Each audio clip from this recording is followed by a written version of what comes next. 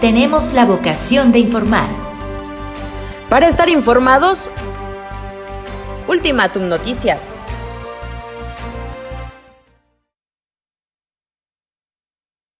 ¿Cómo están? Muy buenas noches. Vamos a iniciar con Ultimátum Noticias. Hoy es jueves 10 de diciembre del 2020 y le platicaremos de que se incendió una bodega donde almacenaban veladoras allá en San Juan Chamula. También atropellaron y mataron a un ciclista cerca de San Cristóbal de las Casas.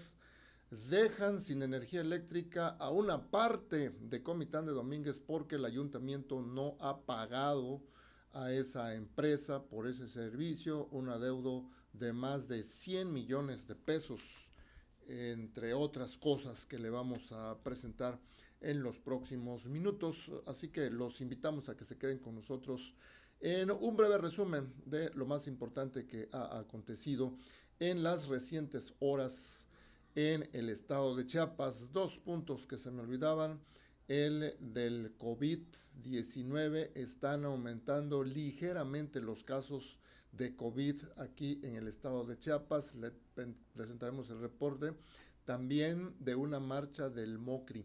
Resulta que estos integrantes de esta agrupación campesina que habían estado realizando manifestaciones violentas, invadiendo predios, muchos predios en distintas partes del estado, en los dos sexenios anteriores, fueron tolerados y por eso se comportaban de una manera pues muy agresiva y no les pasaba nada. Pues ahora resulta que están volviendo a las calles. Integrantes del MOCRI CEMPA se plantaron a las afueras de Palacio de Gobierno de Tuxtla Gutiérrez la mañana de este jueves para demandar a las autoridades estatales se establezca una mesa de diálogo para que puedan exponer sus asuntos pendientes por resolver, dicen ellos. Eric Bautista, vocero del MOCRI, comentó que están pidiendo una audiencia con las altas autoridades del estado para plantearles de manera directa sus demandas. Bueno, pues quién sabe qué es lo que vayan a plantear, pero todo lo que sabemos del MOCRI, ustedes lo conocen muy bien, los que habitan aquí en Tuxtla Gutiérrez y en otras partes del estado de Chiapas también. Todo lo que sabemos de ellos es que se la pasaron transgrediendo las leyes en los dos sexenios anteriores principalmente, ¿verdad? Invadiendo tierras que no eran de ellos, extorsionaban a los dueños, los amenazaban, los dueños de los predios. Los propietarios presentaban las denuncias correspondientes y no obtenían respuesta, la autoridad no reaccionaba, no aplicaba la ley. Bueno, pero al iniciar este sexenio, el actual sexenio del gobierno estatal, pues se empezaron a realizar los desalojos. Quisieron reaccionar de manera violenta, bueno, reaccionaron de manera violenta, no sé si lo recuerdan también algunos de ustedes, porque la autoridad desalojó un predio que estaba en el libramiento norte poniente de la capital chiapaneca, ya por Los Amorosos, ese lugar que conocen muy bien los tuxtlecos. Y bueno, pues por ese enojo marcharon de allí, del lugar del desalojo, hacia una plaza comercial que está ahí muy cerca, la Plaza Comercial Las Américas, y causaron destrozos, ¿verdad? En aquella ocasión, porque estaban muy enojados de que se les estaba aplicando la ley. Simplemente estaban violando la ley. La autoridad llegó, restableció el marco jurídico y los ahuyentó. Hubo varios detenidos en aquel entonces, no sé cuál haya sido su situación jurídica más adelante, pero a veces, pues por tratarse de estas organizaciones, se les busca que sean liberados, se restablecen los daños que habían ocasionado en muchas ocasiones, y bueno, pues dejaron ahí esa estela de destrozos. También marcharon por la Quinta Norte, pasaron por la Cruz Roja, todavía llegaron a causar destrozos a una oficina del registro público de la propiedad. Esa fue la primera reacción que tuvieron, ¿verdad? Pero bueno, después la autoridad se impuso siguió haciendo desalojos, se les enseñó de que ahora sí se les iba a aplicar la ley, bueno, y se calmaron.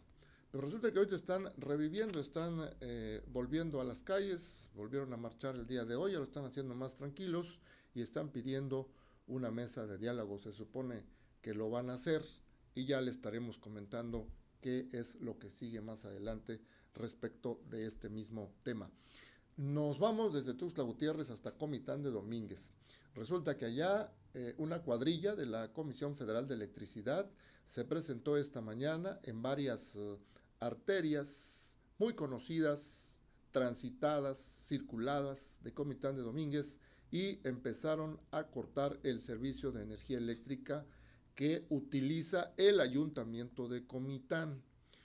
Dicha empresa informó que esos cortes obedecen a que el ayuntamiento de ese lugar les adeuda alrededor de 135 millones de pesos y que tan solo la actual alcaldía que encabeza Emanuel Cordero no le ha pagado 51 millones de pesos.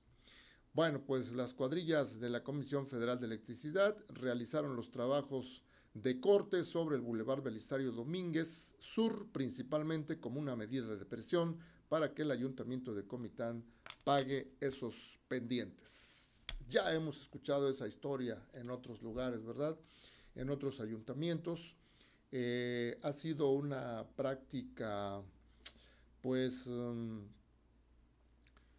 bastante desagradable, inadecuada, de falta de ética de los presidentes municipales anteriores, de trienios anteriores, que han ido acumulando deudas, ¿verdad? Gastaban mucho dinero y a la hora de que empezaban a necesitar recursos, precisamente para hacer este tipo de cosas, pues ya no les ajustaba, no les alcanzaba.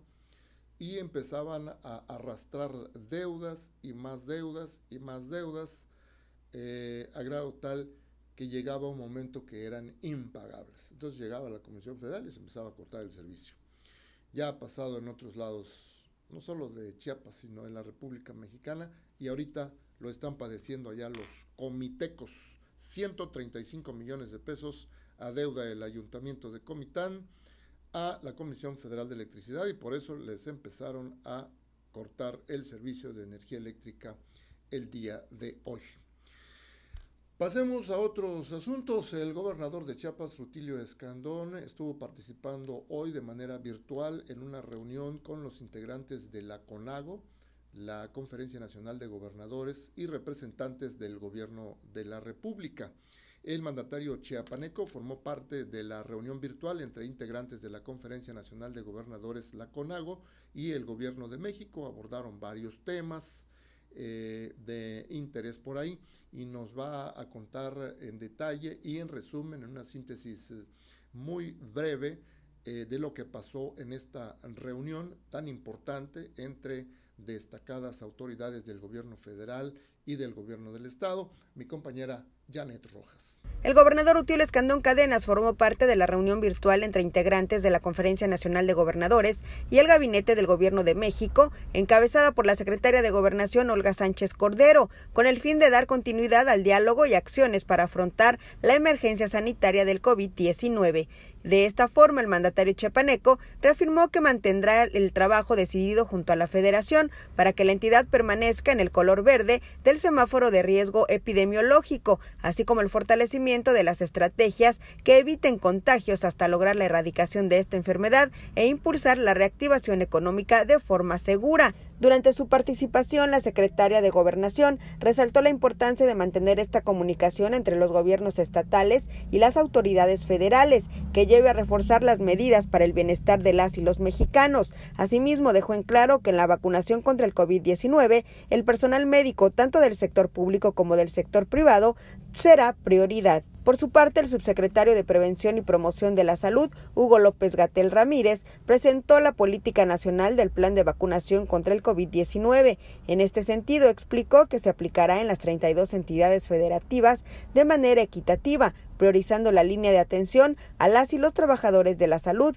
posteriormente a las personas adultas mayores y finalmente a la población de entre 18 a 40 años de edad. Este es el reporte, me despido de ti y del auditorio. Bien, vamos a otras cosas. Una maestra dice ser discriminada en el CECITECH. ¿Qué es el CECITECH? Es el Colegio de Estudios Científicos y Tecnológicos del Estado de Chiapas. Se trata de Audelia Ortiz Rodríguez, quien dice ser maestra de este colegio. Denunció ante los medios de comunicación haber sido discriminada por personal de dicha institución debido a su condición de mujer indígena. Eso es lo que ella está percibiendo.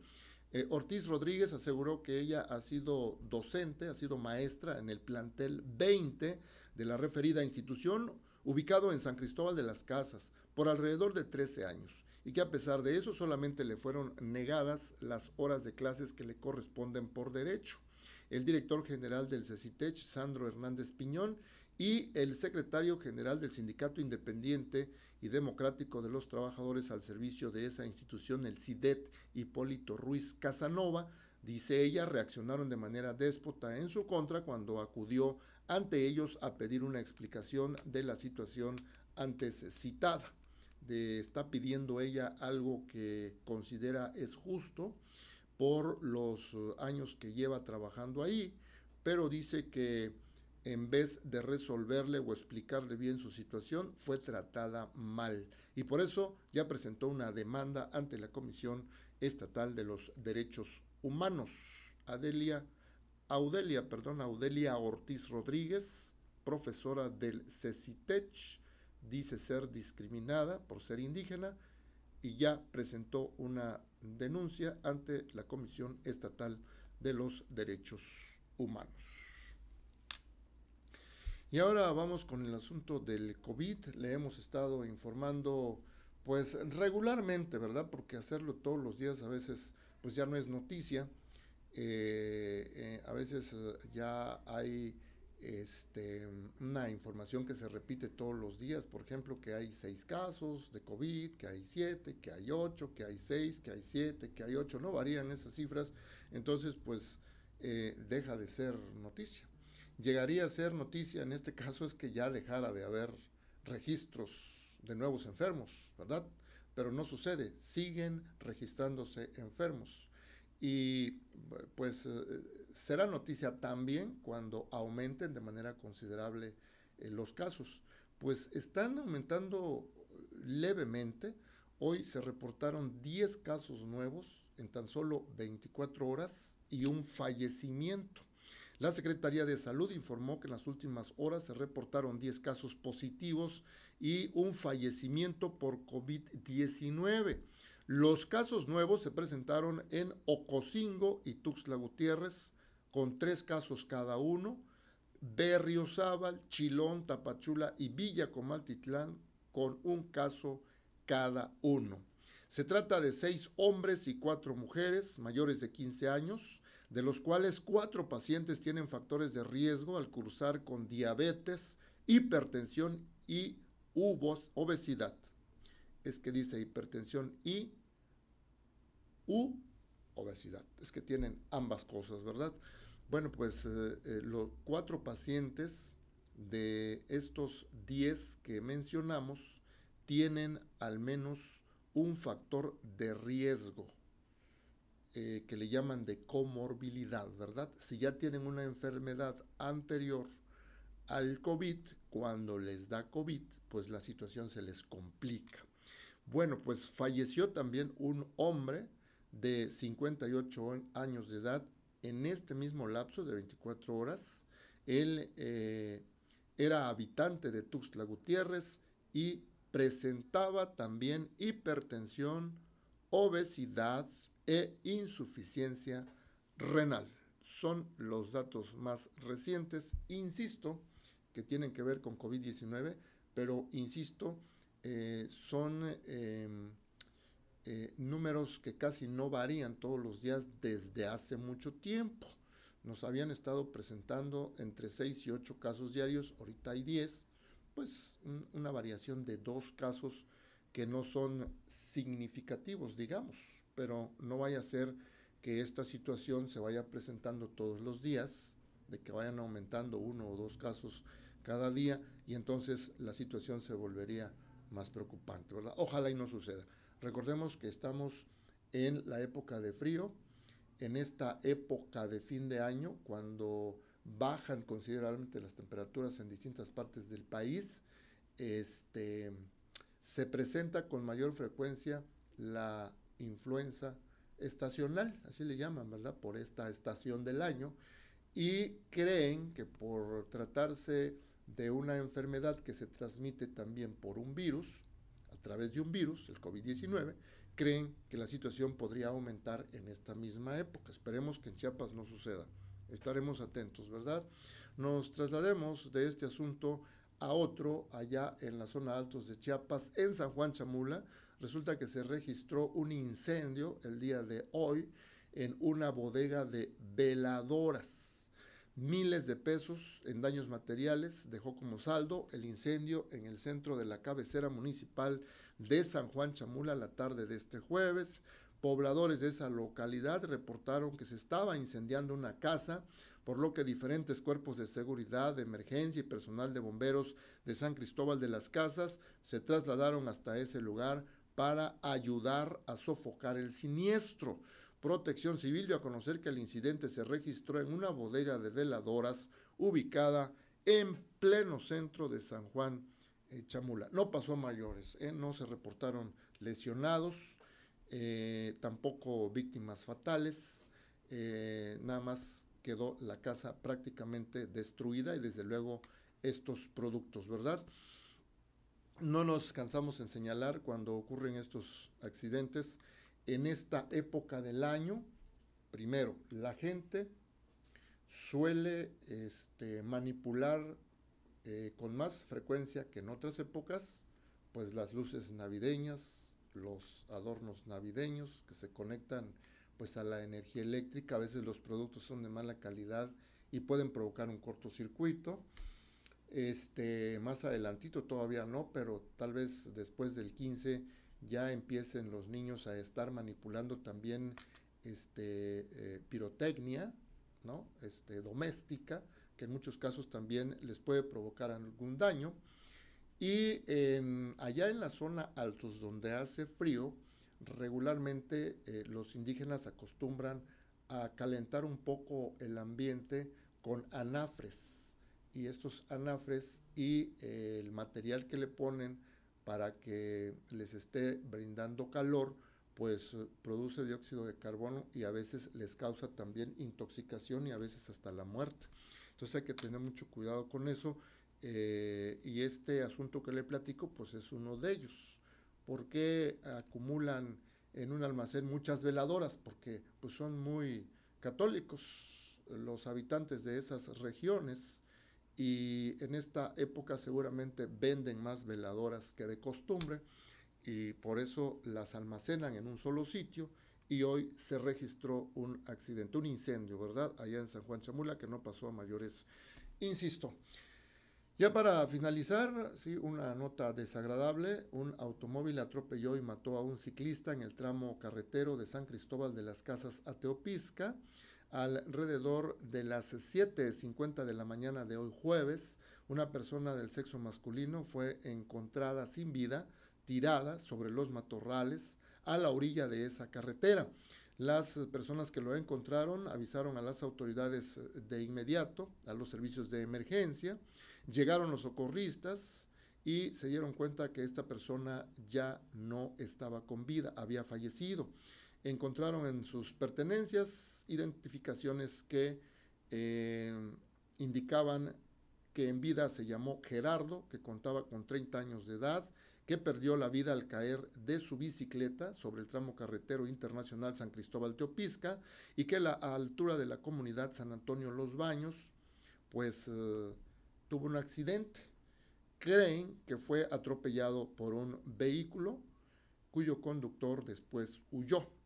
Un vehículo fantasma se les llama, ¿verdad? Porque nadie lo vio, pero sí llegó, atropelló a una persona, la dejó sin vida y escapó.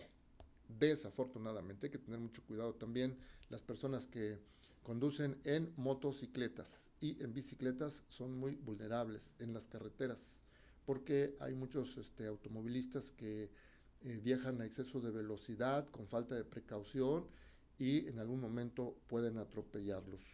Mucho cuidado quienes acostumbran manejar en bicicleta o en motocicleta en las carreteras de Chiapas. Con esto terminamos. Muchas gracias. Muy buenas noches. Hasta mañana.